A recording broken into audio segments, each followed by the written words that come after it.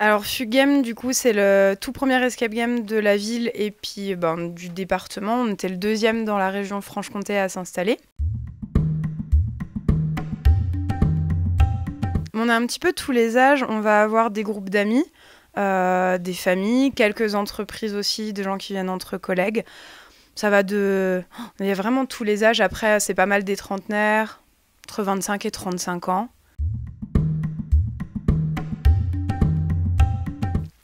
De 3 à 6 joueurs pour notre salle.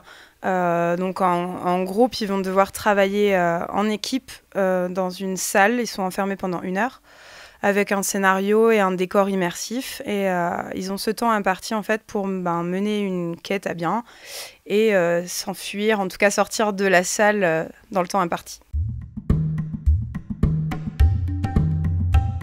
On est en 1742 sur Besançon et du coup on a repris une légende d'un personnage fantastique qui est la Vouivre. Et donc notre énigme, elle s'appelle la colère de la Vouivre. Donc il y a une quête à mener autour de ce personnage. On a repris une légende qui vient du côté de Baume-les-Dames qu'on apprécie. On l'a un petit peu modifiée et du coup les gens viennent et découvrent un petit peu cet univers dans un décor un peu médiéval fantastique. Alors on va avoir des gens qui... On tombe assez amoureux du concept. Souvent quand on en a fait un, on a vite envie d'en refaire un autre. Et l'escape game, une aventure se fait qu'une seule fois, qu'on perde ou qu'on gagne. Du coup, s'il y en a dans la même ville, on va aller faire ceux de la ville, ceux de la région. Quand on part en vacances, on va aller faire un escape dans la ville où on est. Et nous, on a déjà eu la chance de croiser des joueurs quand on avait fait plus d'une centaine, plus de 150 salles.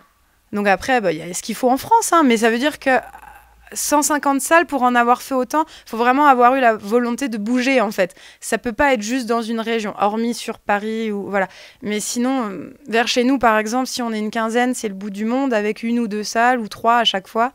En tout cas, on n'arrive pas à faire 100 salles juste dans la région Bourgogne-Franche-Comté, quoi, pour l'instant.